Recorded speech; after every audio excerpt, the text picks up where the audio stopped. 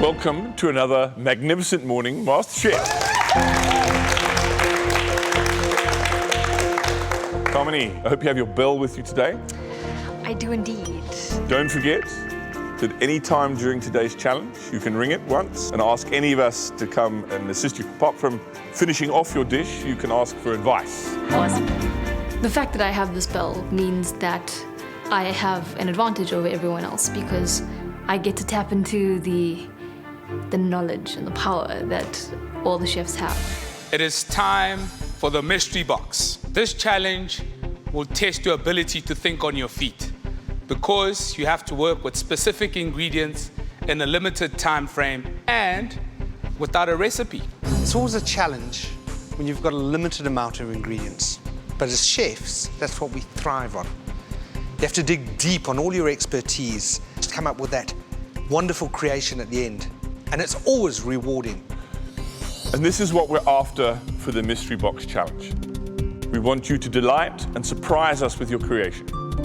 In your box, there are 7 different ingredients. You need to use all 7. I'm a simple cook. I don't put 7 things on one plate. You're probably asking yourself, why 7 ingredients? As part of the prize package for MasterChef Season 2, the overall winner will receive a brand new VW Golf 7. And of course, 7 is my lucky number. The winning dish today will also receive a masterclass, which will put you at the forefront of this competition.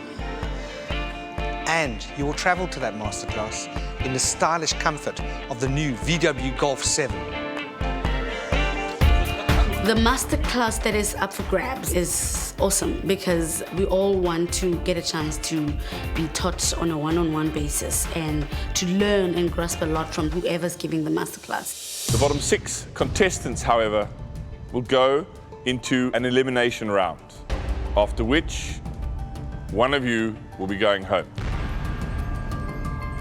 I don't know if I could actually deal with that pressure in the elimination round. It's really stressful. It is time to find out what those 7 ingredients in the mystery box are. Contestants, go to your stations. I'm completely scared because who knows what to expect. 3, 2, 1. Lift up the boxes. We are given a chicken, capers, asparagus, Ricotta cheese, verjus, breadcrumbs, and bone marrow. Happiness, happiness, happiness. Love cooking with bone marrow. Strike 1. I've never cooked bone marrow. Strike 2. I see ricotta. I'm not a cheese eater, and I don't cook with cheese. I am totally confused. I have no idea what I'm going to do with these things. At your cooking stations, you have a selection of spices and other ingredients that you would normally find in your kitchen at home. You have 45 minutes in which to create a marvelous dish out of this mystery box. I realized that to cook the chicken, which I want to leave on the bone, within the allocated time is going to be quite a tough ask. In 3, 2, 1, start cooking!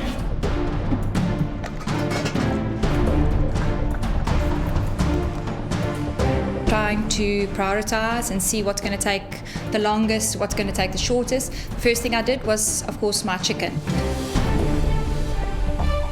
You think that 45 minutes will be enough time, but when you actually get down and start cooking, it just flies by.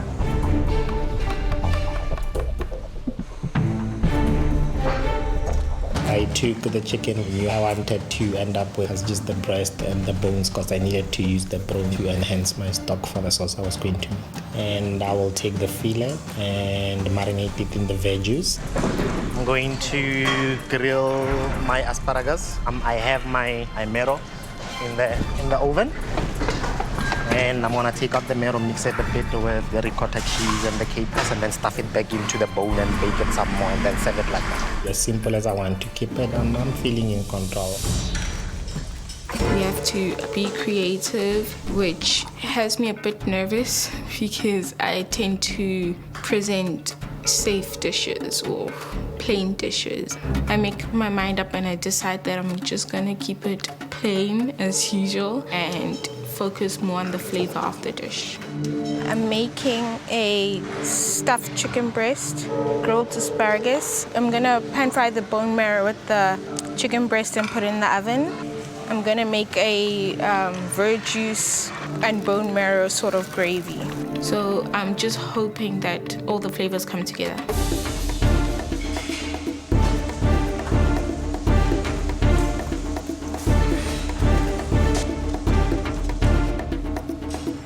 To debone the thighs. I knew I wasn't going to stuff them because I was fairly sure everybody was going to do some sort of a stuffing or a crumb. So that was out. I used the bone marrow as a fat to pan fry the deboned chicken thighs in. The verjus I then tasted and it's got a lovely sort of a citrusy, acidic flavor, and I deglazed the pan with the verjus.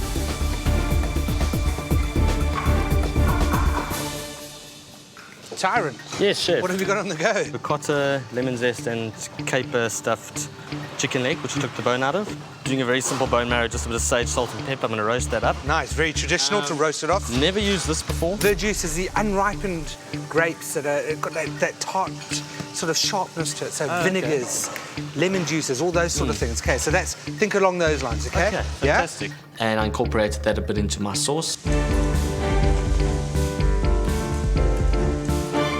I decided to actually make a chicken mousse with toasted breadcrumb rubble with blanched asparagus, and I think that I can use the bone marrow to make a Beaudelet sauce.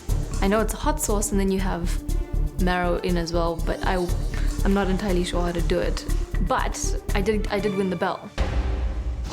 Chef Pete. Harmony. Chef. Magic bell time. Yes. How can I help?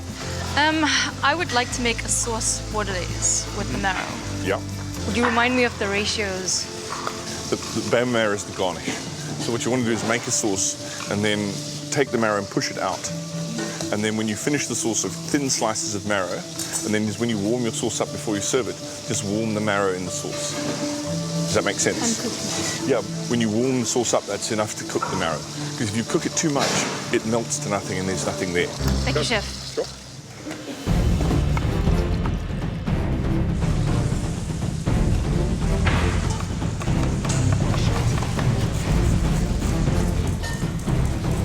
Now I'm definitely going for the chicken fillets.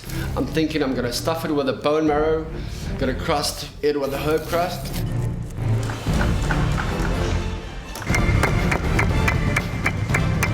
All I'm thinking about is pressure test. I decided to make rolled chicken stuffed with a lot of the ingredients with a velouté sauce. Not sure how I'm gonna add a kick to the dish, but so far it's going okay. 10 minutes have gone and only 35 minutes left. Make sure that you put all of those 7 ingredients into that dish. 35 minutes is not a lot of time.